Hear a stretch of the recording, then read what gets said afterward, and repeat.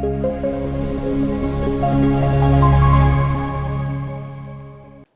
साल से ज्यादा हो चुके बांग्लादेश में सो कॉल्ड स्टूडेंट प्रोटेस्ट को हुए and Sheikh Hasina asylum grant कर रही है इंडिया में and recently she held a virtual press conference जहां पर उन्होंने कोट एंड कोट कहा, fear personal safety can not decide my duty to the people and Sheikh Hasina might return to Bangladesh by December. अब शेख हसीना का जो इशू है इसका एक लार्जर इंपैक्ट इंडिया और बांग्लादेश के रिलेशंस पर पड़ रहा है। अब क्या इंपैक्ट है इसकी निटी-ग्रिटीज को समझेंगे। At the same time there is a very important extradition treaty signed between India and Bangladesh, तो उस treaty के provisions को समझेंगे, exceptions को समझेंगे एंड इंडिया की जो नेबरहुड पॉलिसी है उस पर क्या इंपैक्ट आ रहा है। इन तीनों एस्पेक्ट्स को आज के सेशन में बहुत ही इजी लैंग्वेज में हम समझने वाले हैं। हेलो नमस्कार, this is Rishabh Singh and I am glad to welcome you all on Shriram IAS. और आज का जो डिस्कशन है ये जीएस पेपर 2 बायलैटरल रिलेशन में जो India and it's neighbouring countries है उसके लिए काफी इंपॉर्टेंट हो जाता है। एट द सेम टाइम हम कुछ इंपॉर्टेंट एस्पेक्ट्स को समझेंगे, जैसे एक्सट्रैडिशन ट्रीटी हो गया, वो आपके प्रीलिम्स में भी पूछा जा सकता है। तो मेंस हो, प्रीलिम्स हो और जो बेसिक नॉलेज है उसके लिए भी ये काफी ज्यादा इंपॉर्टेंट टॉपिक है। कॉन्टेक्स्ट क्या है? कॉन्टेक्स्ट ये है कि former Bangladesh prime minister Sheikh Hasina virtually addressed a press conference here and said fear and concerns of personal safety will not prevent her from returning home। and ये बोला जा रहा है कि शायद जो शेख हसीना है वो दिसंबर में बांग्लादेश रिटर्न हो सकती हैं। और इन्होंने इस प्रेस कॉन्फ्रेंस में ये भी कहा कि इनकी जो पार्टी है आवामी लीग, उनके जो वर्कर्स हैं उनको लिटरली प्रोसिक्यूट किया जा रहा है, पब्लिकली किल्ड किया जा रहा है एंड उन पर जो आवामी लीग पर जो बांग्लादेश ने बैन लगा दिया, बांग्लादेश की गवर्नमेंट ने जो बैन लगा दिया है उसको वो लिफ्ट करने की बात भी कर रही हैं। तो ये कई सारी चीजें कहीं। अब इसके बाद बांग्लादेश का भी एक स्ट्रॉन्ग रिएक्शन आया। ये जो प्रेस कॉन्फ्रेंस हुआ उसको लेकर बांग्लादेश ने एक स्ट्रॉन्ग रिएक्शन दिया कि इस तरीके से इंडिया को नहीं अलाउ करना चाहिए। तो कहीं ना कहीं एक लार्जर इंपैक्ट तो इंडिया बांग्लादेश के रिलेशंस पर पड़ रहा है। बट उससे पहले हम समझें कि क्या इंपैक्ट है, हम थोड़ा सा एक्सट्रैडिशन ट्रीटी जो कि इंडिया और बांग्लादेश के बीच में साइन हुए उसके प्रोविजंस को समझेंगे। पहली बात तो ये समझिए कि पहली बात तो एक्सट्रैडिशन ट्रीटी होती क्या ये समझो। अगर मैं एक्सट्रैडिशन ट्रीटी की बात करूं, ठीक है, तो ये आपका एक फॉर्मल अग्रीमेंट होता है, ठीक है, एक फॉर्मल रिटर्न अग्रीमेंट होता है जो दो कंट्री साइन करती हैं। एंड क्या होता है कि जो भी क्रिमिनल्स है या कोई फ्यूजिटिव ऑफेंडर है तो उसको दूसरी कंट्री, जैसे एग्जांपल के तौर पर इंडिया का कोई क्रिमिनल है या इंडिया का कोई फ्यूजिटिव ऑफेंडर है, वो अगर बांग्लादेश में है तो इंडिया जो है इस ट्रीटी के थ्रू सीक करेगा बांग्लादेश से कि आप इस पर्टिकुलर पर्सन को भेजो क्योंकि इसने इंडिया में ये क्राइम्स किए हैं या ये इकोनॉमिक ऑफेंडर्स है, उसको आप यहां पे भेजो। हम फिर उसके बेसिस पर, इंडियन लॉस के बेसिस पर उसका ट्रायल करेंगे।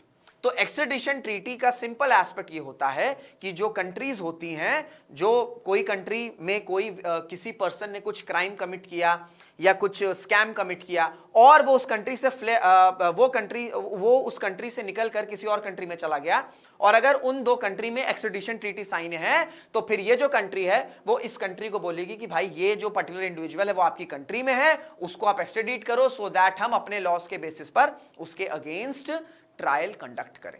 तो ये होता है extradition treaty. It is a formal written agreement signed between the two countries. Now, if we talk about the extradition treaty specifically for India and Bangladesh, तो इंडिया और बांग्लादेश ने 2013 में एक्सट्रैडिशन ट्रीटी साइन करी थी and this particular extradition treaty was later amended in the amended in the year 2016.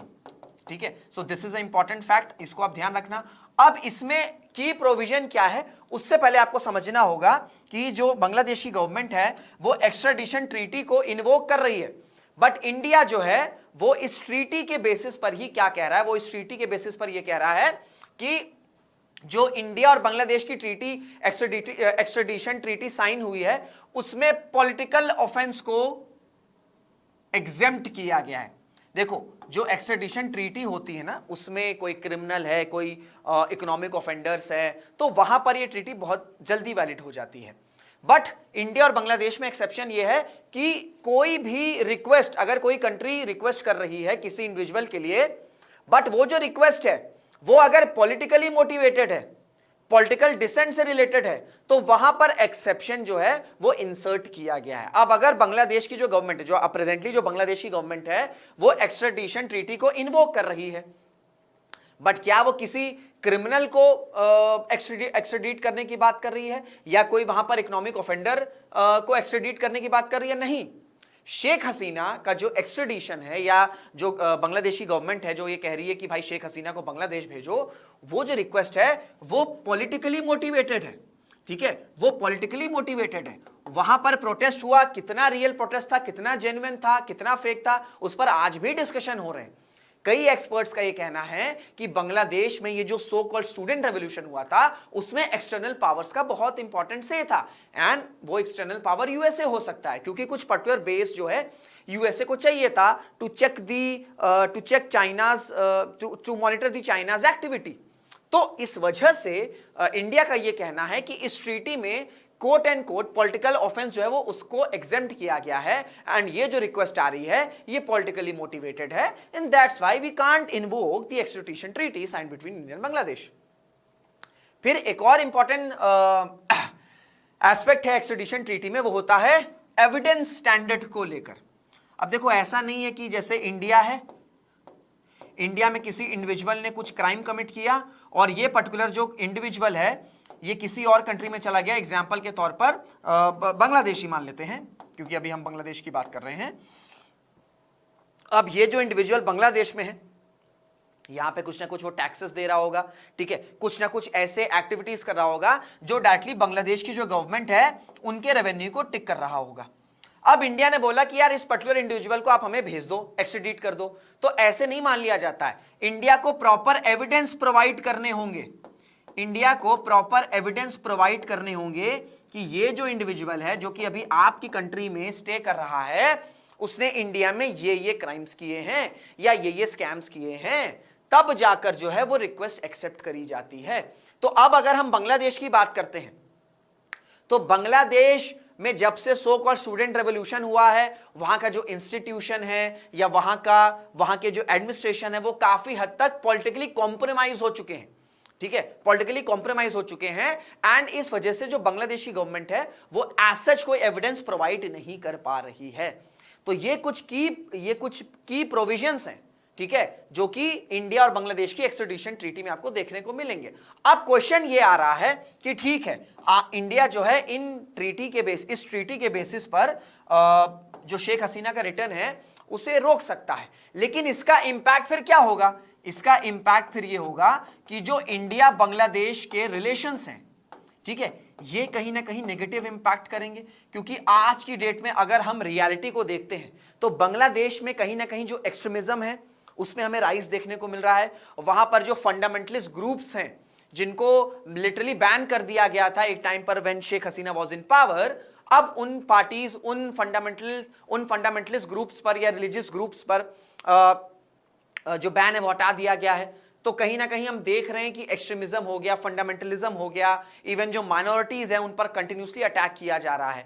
तो जो एक public sentiment है बांग्लादेश में, वो शेख हसीना को लेकर कुछ खास पॉजिटिव नहीं है, और बांग्लादेश की जो गवर्नमेंट है वो बार बार ये कह रही है कि बांग्लादेश का जो एनिमी है, बांग्लादेश की जो एनिमी है विच शेख हसीना, वो इंडिया में है और इंडिया उसको प्रोटेक्शन प्रोवाइड कर रहा है। तो इसका इंपैक्ट ये जा रहा है कि जो पब्लिक परसेप्शन है बांग्लादेश में, ठीक है, when it comes to India, वो खराब होता चला जा रहा है।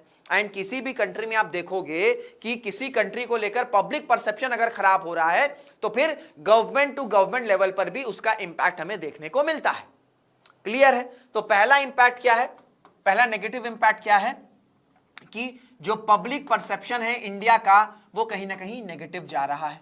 ठीक है, वो कहीं ना कहीं नेगेटिव जा रहा है। I have just used this abbreviation as a negative. ठीक है, देन अगर हम बात करें, इंडिया और बांग्लादेश का एक बहुत बड़ा बॉर्डर है, ठीक है, जो कि डीमार्केटेड है, ठीक है, जो कि डीमार्केटेड है, प्रॉपरली फेंस्ड नहीं है। तो सिक्योरिटी कंसर्न्स की अगर हम बात करें, स्पेशली अगर मैं बात करूं नॉर्थ ईस्ट स्टेट्स में या वेस्ट बंगाल में, तो वहां पर सिक्योरिटी कोऑपरेशन के लिए बांग्लादेश काफी जरूरी है। अब अगर शेख हसीना को लेकर गवर्नमेंट टू गवर्नमेंट लेवल पर या पब्लिक परसेप्शन बांग्लादेश में इंडिया को लेकर खराब होगा तो इसका इंपैक्ट इंडिया की सिक्योरिटी कोऑपरेशन पर आएगा।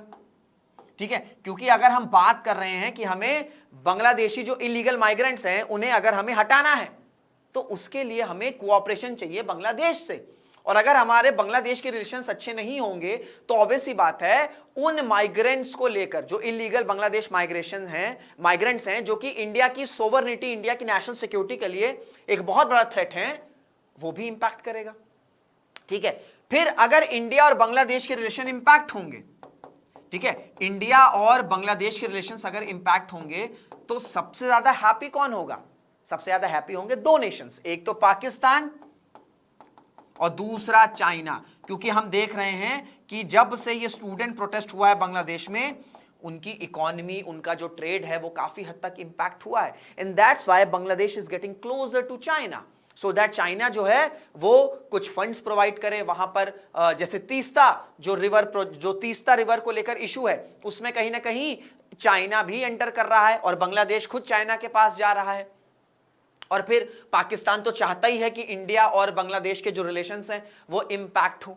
तो एक तो ऑलरेडी हम पाकिस्तान और चाइना का नेक्सस देख रहे हैं, अब अगर उसमें बांग्लादेश भी ऐड हो जाएगा तो फिर वो इंडिया की सोवरेनिटी, इंडिया की security and at the same time India की जो ओवरऑल डिप्लोमेसी है, चाहे हम साउथ एशिया में बात करें या फिर हम इंटरनेशनल लेवल पर बात करें, तो वो इंपैक्ट होगी। तो डेफिनेटली शेख हसीना का जो इशू है वो एक बहुत बड़ा चैलेंज बना हुआ है इंडिया की फॉरेन पॉलिसी के सामने, फॉरेन पॉलिसी पर, और इस वजह से डेलिकेट बैलेंस की रिक्वायरमेंट है, क्योंकि हम as it is Sheikh Hasina को बांग्लादेश नहीं भेज सकते, क्योंकि बांग्लादेश में हमें यू नेवर नो यहां पर इनके साथ क्या ट्रीटमेंट होगी, बट अगर हम नहीं भेजेंगे तो फिर इस तरीके के रिपरकशंस होंगे। तो इस वजह से कई सारे एक्सपर्ट्स का यह कहना है कि एक बहुत ही डेलिकेट बैलेंस की रिक्वायरमेंट है to handle this particular issue. बाकी आपका क्या टेक है? क्या इंडिया का जो स्टांस है when it comes to Sheikh Hasina वो सही है, वो सही नहीं है? क्या इंडिया को भेज देना चाहिए शेख हसीना को वापस बांग्लादेश? जो भी आपका टेक है मुझे कमेंट बॉक्स में जरूर से बताइएगा। आई होप ये जो एनालिसिस है ये आपको इन्फॉर्मेटिव लगी होगी। अगर ऐसा है तो उसे शेयर जरूर से करिएगा, लाइक जरूर से करिएगा, एंड जो भी आपके थॉट्स हैं वो कमेंट्स बताइएगा। And if you new to this channel do subscribe to Shriram's IAS। तो इसी के साथ इस सेशन को एंड करते हैं। Till then this is Rishabh Singh signing off. जय हिंद, जय भारत।